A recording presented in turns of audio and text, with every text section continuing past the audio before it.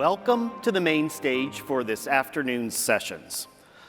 With NIC's mission focused on enhancing access and choice for older adults, one of NIC's 5 focus areas within our current strategic plan is active adult communities, or more specifically, rental active adult communities. And NIC is working to increase transparency in this emerging property type. This afternoon's first session highlights compelling case studies which showcase innovative solutions that cater to the unique needs and preferences of the active adult demographic. And for this session, you have the opportunity to participate through our live interactive polling, which will be available to participate via the QR codes on the screen. So I encourage you to capture that and provide your feedback as our panel engages you with those questions.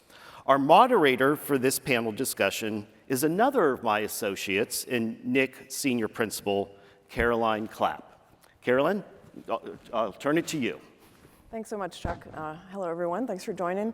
As Chuck mentioned, this is going to be very interactive, so please get your phone ready. We're going to have a few poll questions for you today, and I promise that none of them will be about pickleball.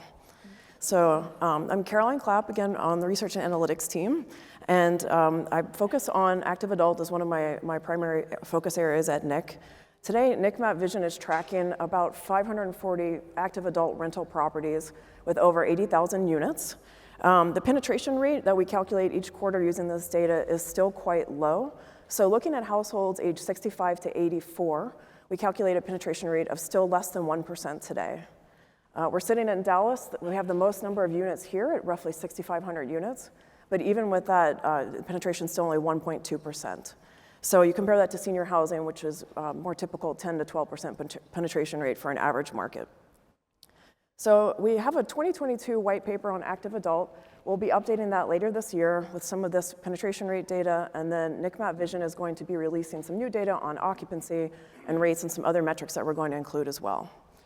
So leading into our first poll question before I open it up to our panelists, our white paper in 2022 found that there were some active adult developers and owners and operators who were moving from senior housing into active adult to capture the boomer market a bit earlier and even some of Gen X.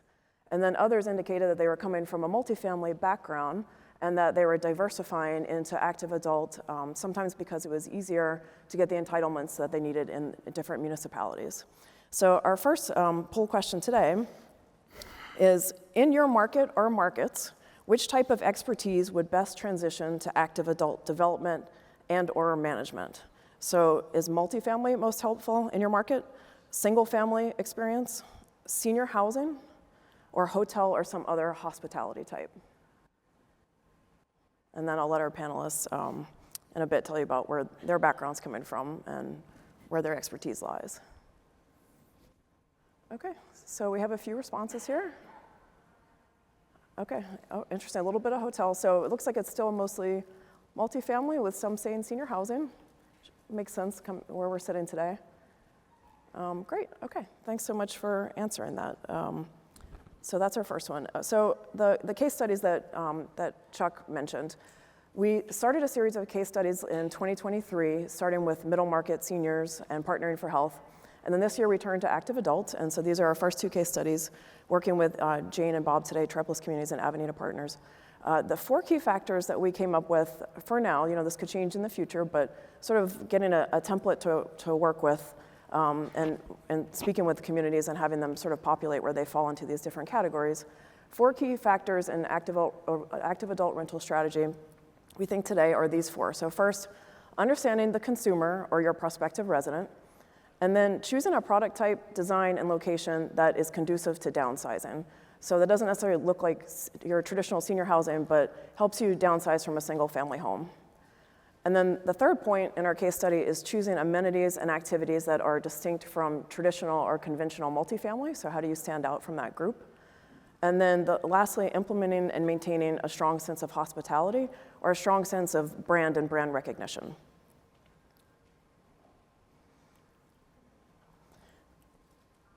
So with that, I'm going to open it up to Jane first to introduce herself and her community, Treplus Communities. And we have some fun videos we're going to play. Hi, I'm Jane Arthur Roslovic. I'm CEO and co-founder of Treplus Communities. Along with my brother and sister are my partners. And we're based out of Columbus, Ohio. Actually, the project they're showing you is our most recent project, Dogwood Commons, down in Centerville, Ohio. So our products are currently in the Ohio area. We're based out of Columbus, and we build single-story ranch-style apartments for the active adult. Jane, where'd Treplus come from? The name Treplus? Mm-hmm. You know, it's funny you should ask that, because it was intended for the three of us, and we had a resident who one day asked us, where did Treplus come from? And they said, oh, I know, it's the third stage of life. And so it's interesting to know that our resident, the active adult, looks at life that way, and enjoyed hearing their perspective on it. I've always wondered. Yep. Great, thank you, Jane. Bob? Hi, my name is Bob May. I'm the founder and managing partner of Avenida Partners. We're small, but we are mighty. We've been in this particular asset class for now 14 years. First 4 years was a little slow, but the last 10 years it's begun to pick up momentum, and with events like this and educational processes as we're going through now, it's accelerating as demand is growing and far outpacing the production that's out there. We build basically two different product types. One we call our value product. We kind of codename it Avatar because it's really an iteration on our more upscale product that's branded Avenida. We have historically built in the 140 to 160 unit range. We've done as small as 140 and as large as 230. We do, as I said, build two different price points, two different segments of the consumer. The value, to try to translate it, the value product is kind of a Toyota.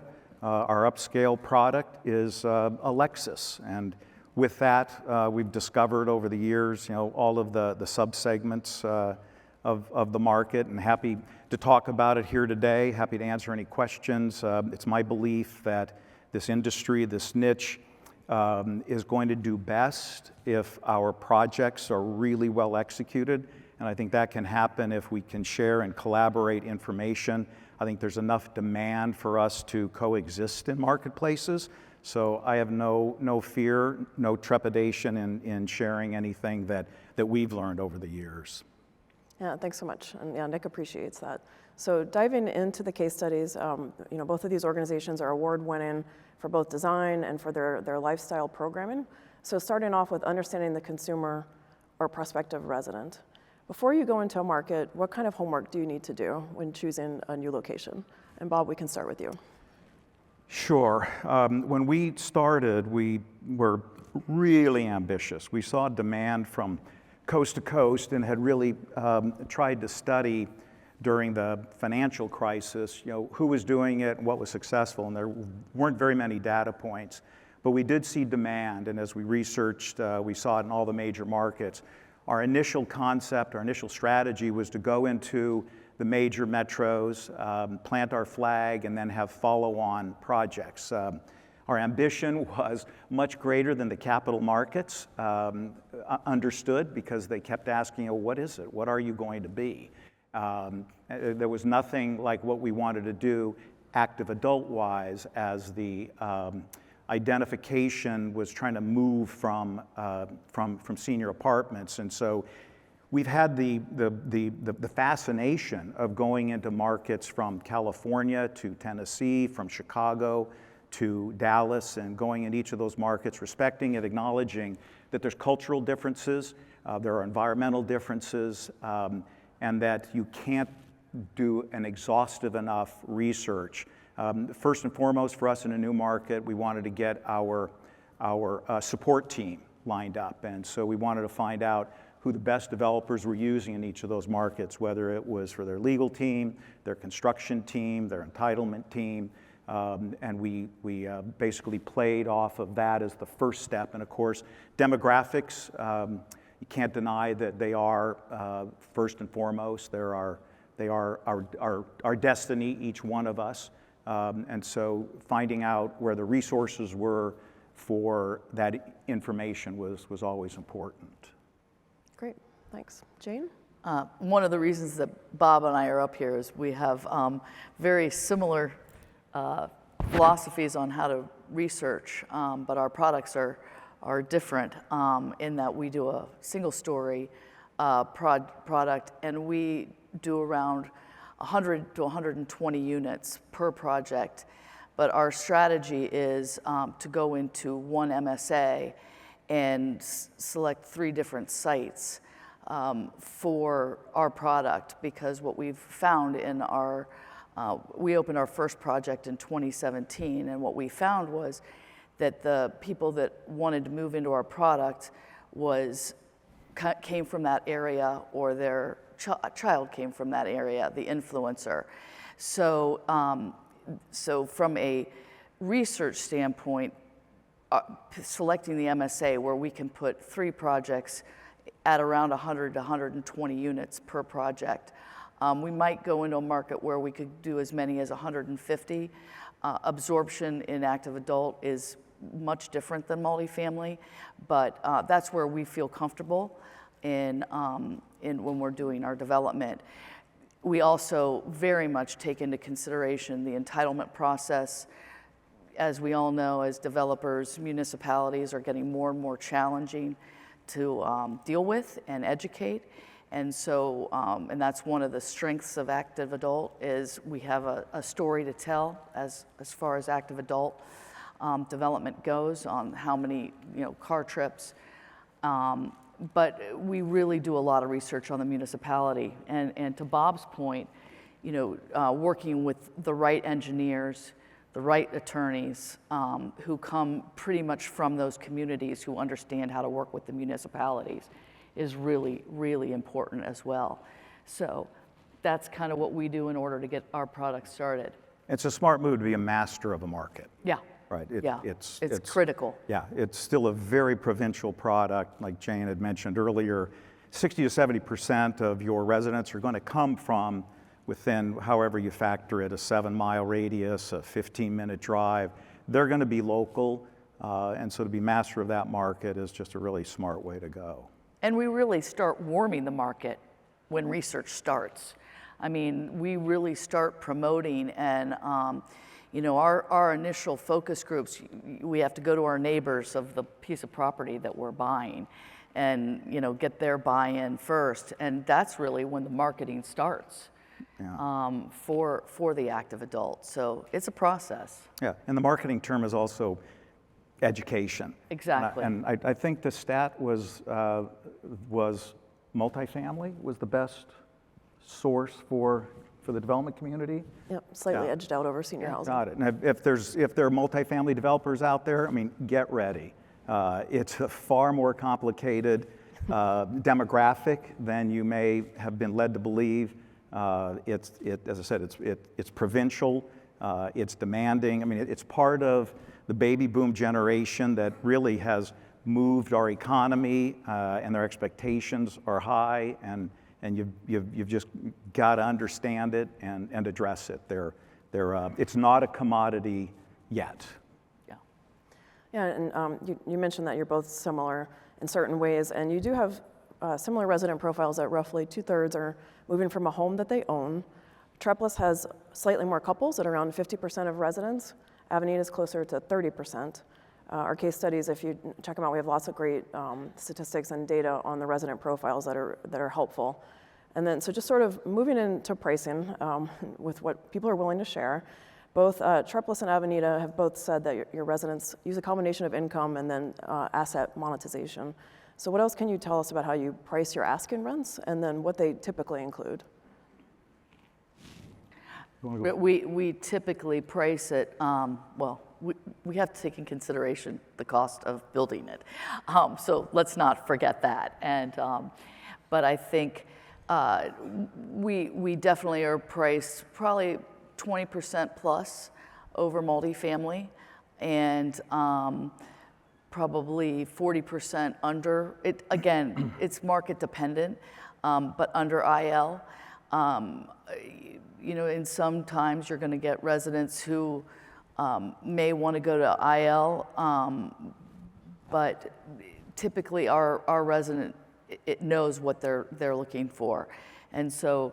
But it's an issue, and we have to also be very sensitive. This is where the overlap of multifamily comes in, is when you're doing your pro formas, is making sure that you're going to have renewals and you're going to have rent increases. And so you have to take that into consideration on your starting rents. And then you're going to have your consideration of pre-lease rents versus stabilized rents. So there are factors that are taken in. And so, but I'd say easy answer, 20% above multifamily, 40% below IL. Yeah, we go through that same triangulation with those two data points of multifamily and the independent living. My personal opinion is the multifamily is absolutely irrelevant, but our lenders, investors need to hear it. They need to see it on a graph, so we show it to them. But you know, the industry has produced enough data points where there is typically in every major metro an active adult that you can use as a reference point, and that's the most important one. Is, you know, what's the market demonstrated they're willing to pay for a certain product? And you know, I think of I never underestimate the wisdom or the intelligence of our consumers, because they know what's happening, whether it's through their influence group or their adult child or their friends, and they will use references on that, but it's all about your value proposition. And right. It's about the community and what you have there and why it's worthwhile. Yep, that makes a lot of sense. So you start off with a rough estimate, and then you really need to refine from there. Yeah. Well, and I also think that, you know, to Bob's point, our customer, they're very discerning, and they're coming from a home, so, and they're aging, and so they think really hard about where they're spending their money. Yeah, absolutely. The greatest, I mean, I've read one article that was the greatest fear that a senior has isn't death, it's running out of money. Right. So. Right. Okay, on that note, our next poll question, so get your phones ready, please. So why are you in the room today? What is most appealing about the active adult product type? So is it the demographics that we talked about, capturing the boomers a bit earlier, and then even Gen X? Is it the higher retention ratio, low turnover, so potentially leading to some higher occupancy? Is it product differentiation? So maybe in your market there's some gap or unmet need that you see, and it's an opportunity to create active adult? Or is it product diversification? So maybe you're coming from senior housing or multifamily, or we even talked about office conversions today. So you're trying to diversify product type.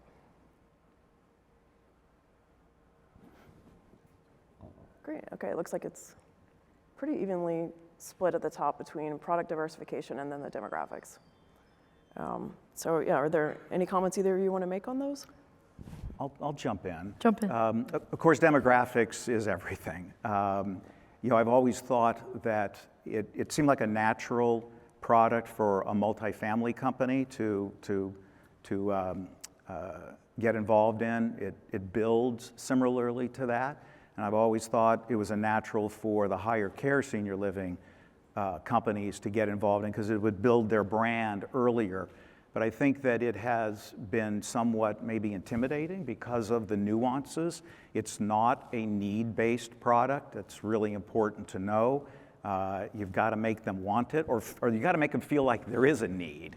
And again, that goes back to your value proposition. Why is it that they'll be happier, they'll have more fun, and that it's a better place for them to be in one of your communities than where they are now or in the product type they are? For us, it very much demographic. We've been in the multifamily. Our family's been in the multifamily business more from the syndication side since the 60s, but very involved in the development. And I will tell you, Bob and I were talking right before this session, it's not multifamily, active adult. I think the similarity is rental, the word rental. It's for rent product. It's, again, the absorption's much different. The wonderful thing about active adult is that, as we all know, our population is aging, and they need an alternative product.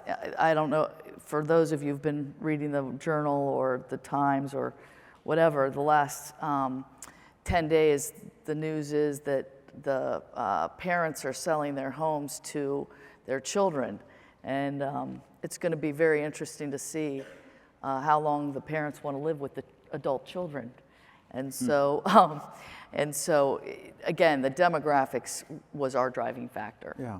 And from the investor's perspective, or why should we be interested from the developer's perspective, the demographics, of course, are there. And if you can capture your just little percentage of it, you're going to have a winner. But from the tenant profile, what we've experienced, what we had hoped, our hypothesis was, and it is proving out, is that the resident is going to stay a long time. If we get them at 74, 75, their next step in the senior living continuum isn't going to be until they have to leave. So if we've got anywhere from a 5 to 10 year rental opportunity for them, we're super excited about that. They are a great tenant. They don't beat up the property. They pay on time, and they're not quiet. Yeah, and they are early, and they are not so sensitive to rent increases when you're delivering the value proposition. So we've certainly experienced that. We've seen that. It is an awesome segment to be in. Yeah, great. Okay, thank you. So moving into the next part of our case studies, designing product conducive to downsizing. So Treplus has a slightly younger demographic, around 73 years old, and you actually have 25% of your residents falling in the 55 to 64-year-old cohort, and 35% are still working. And Avenida residents are just a little bit older at 75 years old, and 85 to 90% are retired. So I guess talk a little bit about how your unit sizes, layouts, the storage you provide helps residents downsizing into your community. And Bob, we'll start with you. Okay. One thing that you've probably heard and that we've learned is that the senior population isn't one big monolithic segment. There are just so many subsegments. And my experience with the cottages, or we like to call them villas, is probably different than Jane's. And some of it is locational, geographic, and it all gets down to a micro location. Our villa product, and we're doing our very first one here in the Dallas market, and the market's just really received it incredibly well. But we have found is it's the oldest segment of any profile, that they're averaging 85. They've been, what they say is we've just been waiting for this product. And we hear the same thing in our multi-story buildings. But in this case, the first group, the early movers, were those that were in the older age group. They also make a whole lot more money than our multifamily buildings. Interesting. Yeah. That is interesting. Again, we're only single story. I do love the word cottages, and I love the word villas. We say ranch in Columbus, but we have 2-unit, 3-unit, 4-unit, and 5-unit buildings. So none of them are standalone. And again, I feel, and our observations are, a very discerning resident who is moving from a much larger home. Our units are 1,000 to 1,500 square feet. We have 2 styles, a 1+ and a 2+. The plus is a den. And they're 1.5 baths and 2.5 baths. The powder room is a really important thing to our resident. And we provide a fair amount of storage. So you have to remember, most of our residents are downsizing from a home, and their home is very important to them, and they want to be proud of their home. And we do give them some latitude in, painting, their units and, making it their home. I mean, it's interesting how much, and we have upgrades that a lot of times they want to take advantage of. So again, they're looking for a home. Our product is all universal design. For those to clarify what universal design, some people call it ADA light, I call it universal design. They're wide hallways, lever door handles, no steps throughout the entire project, except if the municipality makes us put a curb in. That's the step that we have. And then lots of lighting and task lighting. So our resident is really looking that their home is still, and storage, don't want to forget storage. Are you 1-car or 2-car garage? So for our 1-bedroom, it's a 1-car garage with an apron. And for our 2-bedroom, it's a 2-car garage. They're all attached. But both the 1 and the 2-bedroom, we put in extra width so that they can put plenty of shelving in for storage. And so, which is. Would you call your product like a BTR for seniors? I don't feel so. I don't feel like we're that way. Again, it's kind of like multifamily. Build to rent to me falls in the standalone, detached product. That's my opinion. Oh. But yeah. Yeah. Well, I think one of the biggest distinctions or caveats, I would guess, in our experience with our villas, and they're in duplex and triplex configuration too, so maybe we've overestimated the name as a villa. But we are a part of a larger project. We have our apartment, our multifamily building adjacent to the cottages. Our concept was to stretch our marketplace, to get them and to provide an additional choice. Our villas run, well, let's start with apartments. Our apartments run from 666 square feet up to 1,250. The villas begin at 1,350 and go up to 1,550. Again, trying to appeal to some of those sub-segments that are in there. And everything that Jane said is important. And I think one of the things that I'd want to put an exclamation point on is that sense of ownership. Even our multifamily building, 65% are selling a home to come live with us. They haven't lived in an apartment for probably 40 or 50 years. They do take ownership in it. We really, I think when it comes out, it's really more like an exclusive club, an exclusive to seniors, but very inclusive of different subsets within that community. I have a funny story about that. To your point, I mean, it's almost some days like a condo association. Like they really want to weigh in, and becoming a renter by choice is an education in and of itself, which is much different for the multifamily. And so it's been an interesting perspective to manage to that. Again, totally different than multifamily, how engaged they are. And a lot of it is because they're staying home and are around more, and they want to say that they're still letting go of being a homeowner. Yeah, and that's one of the reasons why I think they'll pay a premium. Right, absolutely. If you hear them out, I always think of it that there's a multiple. For everything they want to say, there's a multiple of revenue coming from that. Right. Yeah, that's great. So moving to location, you both highlighted that proximity to retail and services are very important. Then how do you think about locating near traditional senior housing? Is it helpful or hurtful? And then how do you think about master plan communities? Love them, suspicious. Jane, we'll start with you. So we've done all of the above. So the master plan is, so we've been in a commercial master plan and leasing up great. It just opened last June and we're at 82% and we'll be finished here shortly. We'll be stabilized. And so that's part of a more of a commercial development. And then we've gone to the rural, across the street from a very large metro park. And then we've been part of subdivisions of single family. So they all have their own story. I think what's important when we're looking for sites, as we're discussing here, is you don't want retail and the doctors and the services to be too far away. We like them to be something to be within 5 minutes or less, preferably, at all of our sites thus far. I mean, I don't have near as many sites as Bob does, and we are all in Ohio, but we right now we're probably the longest drive time to retail is probably 3 minutes. Yeah.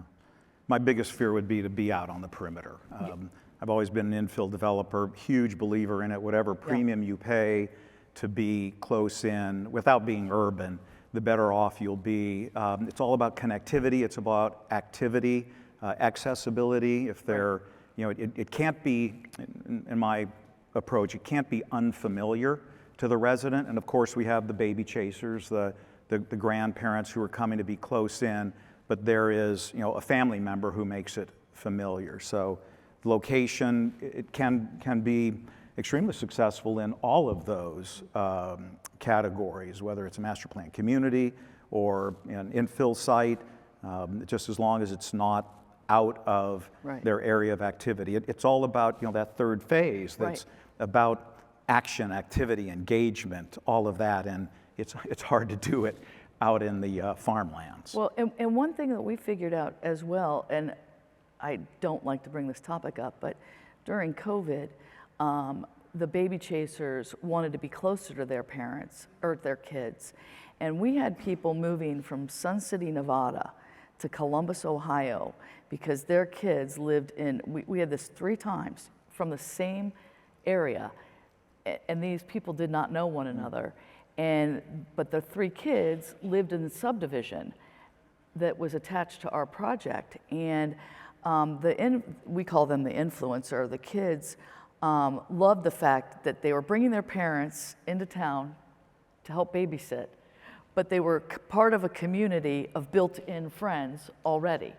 And so, you know, that sense of community at this stage of life is just so important, because that third phase of life you're trying to navigate, and it's not the same. Yeah, and you want it all. And I think, you know, to the, I have to commend Nick and the other groups who are getting awareness of the product type out there. And of course, the internet makes everything instantaneous. And the one thing that we have seen over the last 10 years is the mobility of the senior population. Right. And you know, our product is a rental product. It's a 1-year lease, so it's sort of, there's not a lot of friction to get in or to get out. It's, you know, essentially I'm going to try it for a year, and it's our job as owners and operators to make sure that they want to stay.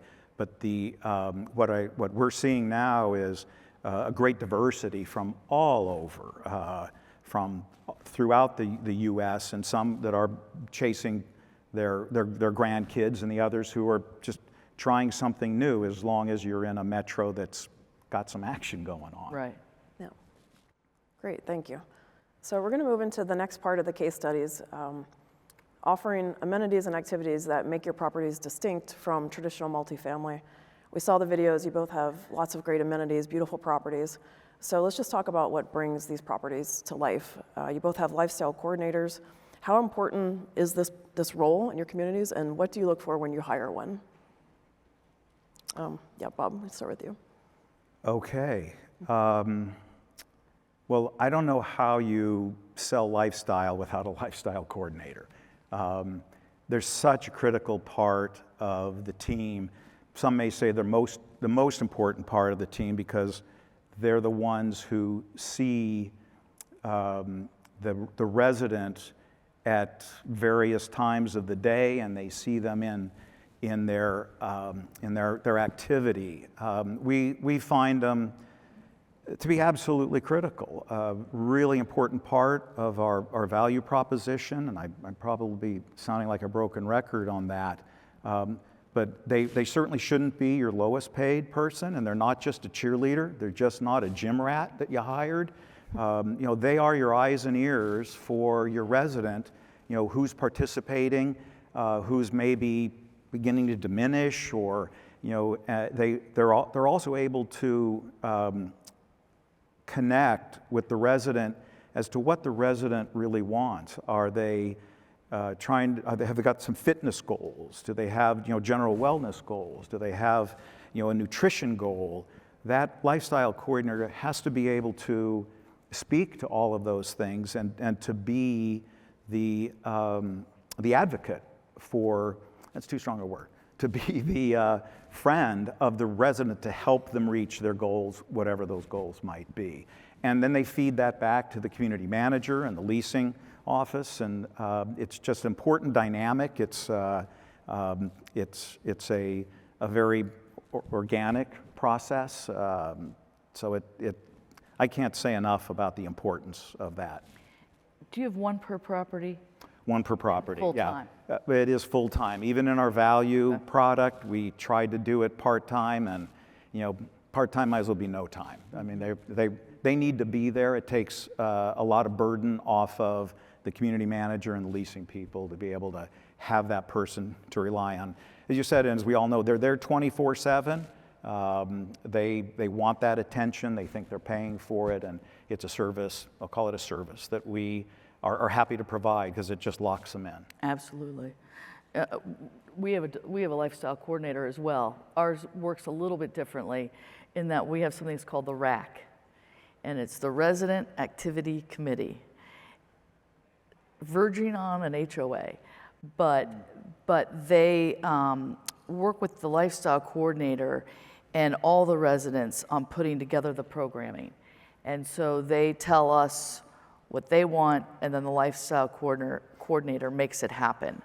And probably our biggest amenity that we are stunned at how many residents are involved are our community gardens.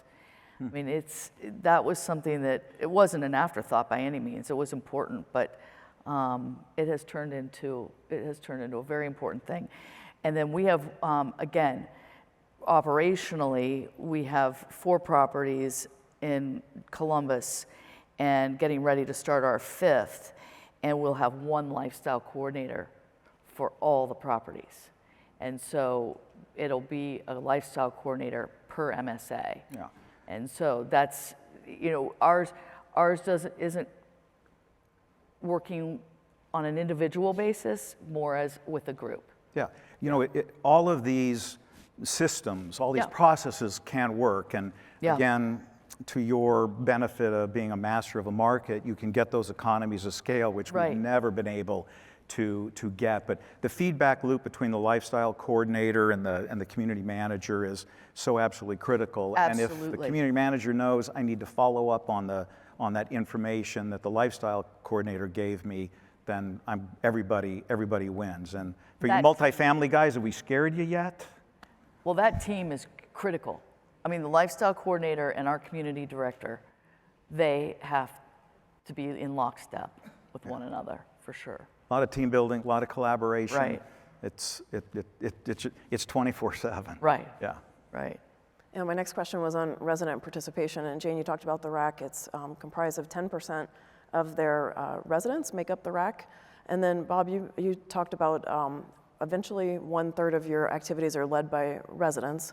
And you've been surpassing the Promatura benchmarks for independent living as far as participation as well. So I just wanted to highlight the success of both of these organizations and getting very high resident participation.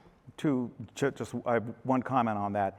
If you're not getting high participation, then your programs are wrong. Right. Right. So. Agreed. And there's very passive. There's like Monday Night Football. Nobody needs to go to turn on the TV, right? That's definitely resident-led, and the residents come with some skills sometimes and some things that they want to lead. And then of course we bring instructors for the more technical things.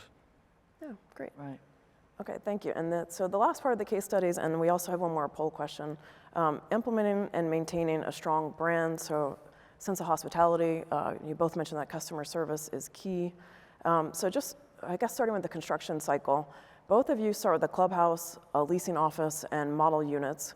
And then what are some successful tactics and strategies that you use and employ during lease up? And Jane, we can start with you. So like I said earlier, we really start our pre-leasing when we select the market. We start with the municipalities and our neighbors and start talking to them. One of the things that Bob and I why we're sitting here today is we want to make sure people know what active adult is. It's it's a new asset class, and somebody brought up to me this morning about data centers being its own asset class. It's true. I mean, you can't finance them. You can't. You market differently. I mean, it's its own asset class. So the education is just key from the minute you pick a site. And then we have an on-site trailer that we start pre-leasing the minute the shovel goes in the ground. And I mean, during site work, we start with an on-site trailer. And then the first building that we open is the Commons building. And simultaneously, because we're continuous construction, we open the Commons building, and then we open probably 4 buildings. And we actually move people in, so people are living in a construction zone. Their pricing is a little bit different than those who move in at the end and it's all cleaned up. You know, and then the stabilization will take anywhere from the minute the shovel goes into the ground, 24 to 36 months. Thanks. Well, certainly, it's an educational process, as Jane mentioned, and it's an educational process with everyone. The communities, the municipalities don't know what you are, and for us being an infill developer, there's stakeholders all around us. There's the existing single family or the businesses that want to know what are you.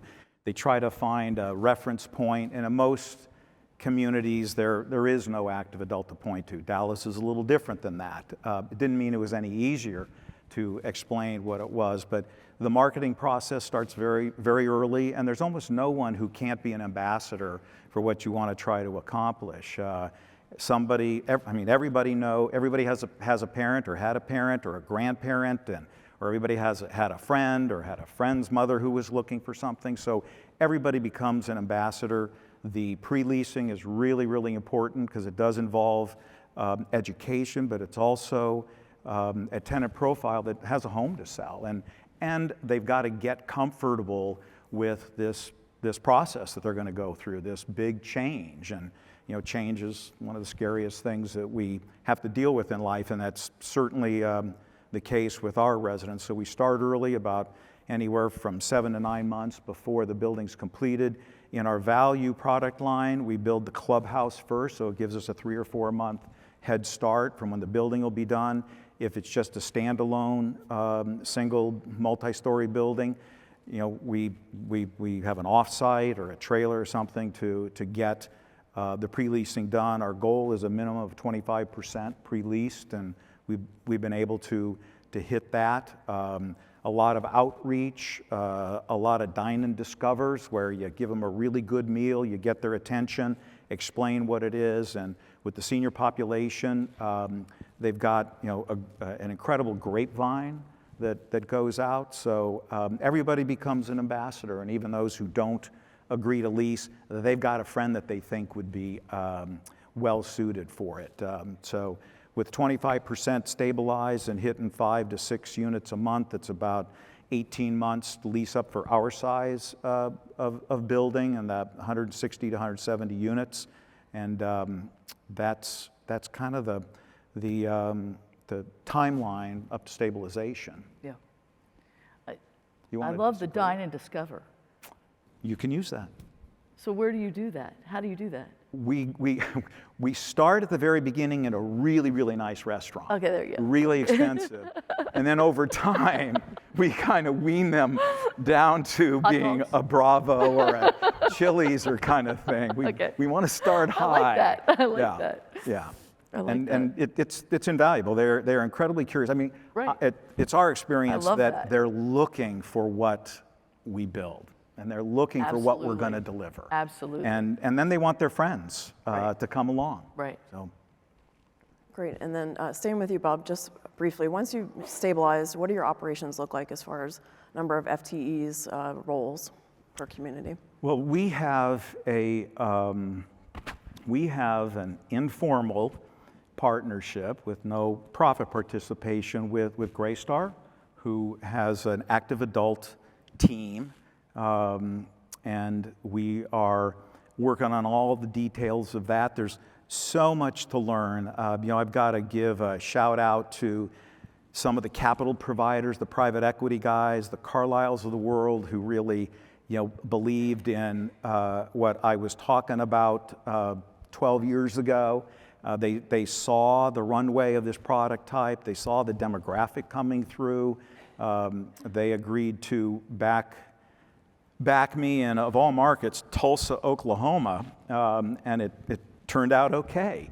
But there's a lot of great data now out there, and certainly the Greystar team with their portfolio and their focus on delivering that customer service, that lifestyle that's necessary. This tenant profile, and I told Jane I'm only going to use the word once, but this tenant profile has incredibly sensitive bullshit antennas. They've lived a great life, that if your leasing people aren't really sincere, if you're not telling the truth, they come to our communities for the first time knowing a whole lot more about us than we do about them, because of the internet, because of social media, because of that senior network that's out there. So, the brand is everything. It's what they see, it's what they hear, and they've got to feel it. They've got to feel that you're really there to deliver that, again, that value proposition, that lifestyle that they are looking for. So, did I answer that question? I think there was an operations word in there, yes, right? Yeah, that was great. Is that same as budgets? Yeah, all FTEs, yeah. But yeah, Jane, you have... So we self-manage, and the reason we do, we're good at it, and we feel that managing the properties is part of our brand, and we understand the level of customer service and want to be in control of that level of customer service. So at the beginning, we have a leasing agent, a community, essentially 2 leasing agents, one of which will become the community director. And then when we open the project, it's still under construction, but we'll have the facility tech will start then at the property. So, and then once we are at 95%, the leasing agent then goes to another property.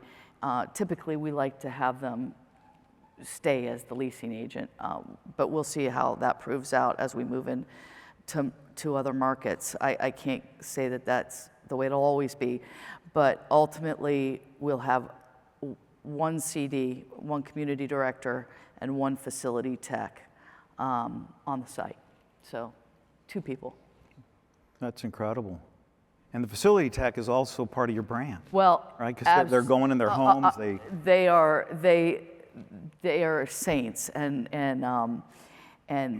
the really wonderful thing is that this resident looks at our CD and our facility tech as their kids. And the bonuses, I'd love to really quantify the bonuses that our people get, because they're getting Starbucks and gift cards, and at Christmas time they're getting, cash bonuses, and so they like their jobs. They are not multifamily. Yeah. They are well taken care of. Our staff is. One of the first things we learned was the maintenance. Every time a maintenance guy visits an apartment, it's way longer than the actual task. Absolutely. You got to sit and listen. Yeah. I mean, we change light bulbs. I mean, that's the level of service that we give, and we don't want to forget, we do have the floating lifestyle coordinator. So that's it. So then just a question on managing acuity. Our white paper found that most operators said that the move-out process just sort of happens naturally. And so I did push you both a bit on this during the case study. And you both said it is mostly the residents' families, or perhaps a friend within the community who maybe notices a resident might needing a little bit of care or higher care. So you can just both sort of expand on that, maybe the role of the lifestyle coordinator being the eyes and ears, or anything else that sort of helps the move-out process. And go ahead, Jane. It's interesting. So like everybody, we do a lot of data We gather a lot of data, and the number one reason people move out, shockingly, is because they pass. And the more interesting thing is, some of those people are in their 50s. We have one site where we had 4 people in their 50s pass at 50. I mean, it was crazy. We'll have, the kids are still very much involved, especially if they detect. We really haven't had situations where residents came and said, I think we've got a problem with another resident. And to date, we have not had anybody bring in home health care that we know. That's just, if they get to that point, they'll move to AL. You asked earlier about us being, about a project of ours being near another CCRC or AL. We have one project that's next door to a trilogy project. And what's interesting is we have a couple couples that are, a spouse lives in our project and the other spouse lives in their project. And that's again, I don't have enough experience with that, but you know, I find that to be interesting. And we do have some situations where people will move out because they built another home, and that's usually the younger. They'll live with us while their other home is getting built, and then they'll move out. But that's again, a rarity, but it does happen. Yeah. It is kind of self-selecting from what we've seen. The resident and again their influencing group, and whether it's a neighbor, will get them aware of the situation. So it hasn't been a problem. I can only think of once when we actually had to call the family in to have that conversation. And some of that is because we're a value to their next step where they have to go and they want to stay as long as possible. You know, our resident profile, when you see it, is a bell curve, with the peak of that bell curve being from really 65 to 85, and we've got some younger than that and some who are older than that, and there is no predicting when the unfortunate health decline happens. It can be at any point in that bell curve. That's just the facts of life. That's unpredictable. Hasn't been a problem. It's just a fact of this product type. Right. Great, thank you. That's really helpful. And then, so our final poll question for everyone in the room: if you're already in the active adult space, what is your biggest barrier to maybe expanding? Or if you haven't entered yet, what's your largest barrier to entry? So we have 5 choices here. Consumer education: do people in your market understand active adult yet? Is it access to capital and investors? For land, are you able to find land in good locations and the utilities and infrastructure that we talked about today? Or do you need more municipality education to get your entitlements? And then property management: is labor still an issue? So clearly a lot of barriers to choose from. But and there are a lot of barriers. Yeah. The early movers, the pioneers, get the spears and arrows in our back. It looks like capital, biggest barrier, and boy, we've all been living that for the last 18 months to 2 years. When that unfreezes, we're all going to be able to take advantage of this opportunity, of the demand that's out there, and I do believe there's going to be an extraordinary amount of pent-up demand. I think that all of our capital partners, and God love them, you can't do it without them. And I do have to say that by and large, they've all been helpful and accretive to what we want to try to accomplish. And I gave props to the Carlisle group to being one of the early movers and to really help put some fuel to this rocket that we all want to ride. And I've enjoyed working with all of our capital partners, Artemis Group, and but everybody who's made investments over the last 5 years has probably got some issues, and so until that entire ecosystem of real estate investment begins to improve and get a little healthier, the capital markets is going to be the biggest challenge. Well, I have to give a shout out still to friends and family, but additionally to Welltower. Welltower has been a really terrific partner with us on all of our projects, and their understanding of the active adult space, and thrilled to have them as partners, and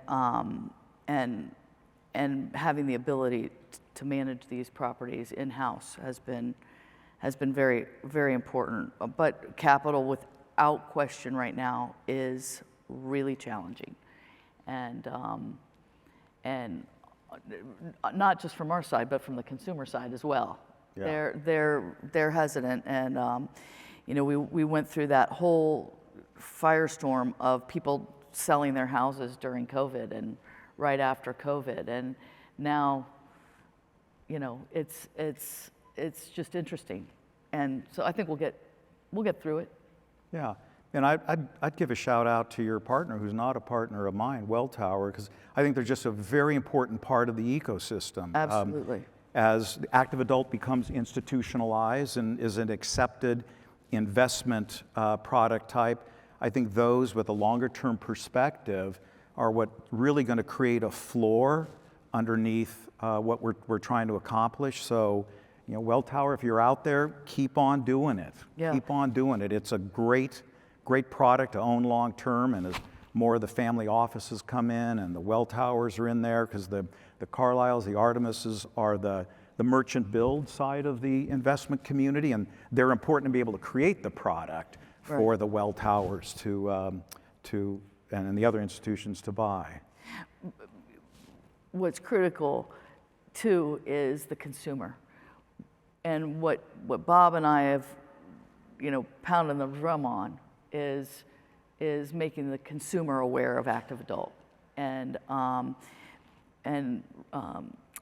I had a really great conversation, and people have heard me say this in the past, but Ray Braun and I had a great conversation, and that we need a Got Milk campaign for the active adult consumer.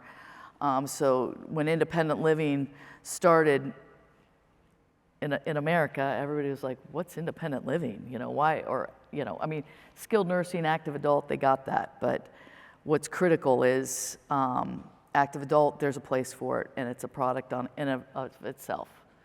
Yeah. And so I love that. They got milk campaign. So yeah. So our case studies are published on the NIC website. We hope you can check them out. Lots more data in there that we didn't even get to today. Thank you both, Bob and Jane, for your time today and with the case studies. We really appreciate your time and your insight. Thank all of you. Thank you, and Nick. Thank you. Yeah, I would like to second that thank you. As early movers and pioneers in this emerging property type, we can't thank you enough for the actionable insights you've provided in terms of providing that connected and engaged lifestyle for your residents who are now in the third phase of their life. And the fact that there's so much diversity in terms of the consumer, the pricing, the product design, the location, the amenities and activities, and then the brand. So thank you for those actionable insights. We welcome your feedback on this session. You can do so by connecting through the QR code or either of the two kiosks at the back of the room here. We're moving into a 30-minute break.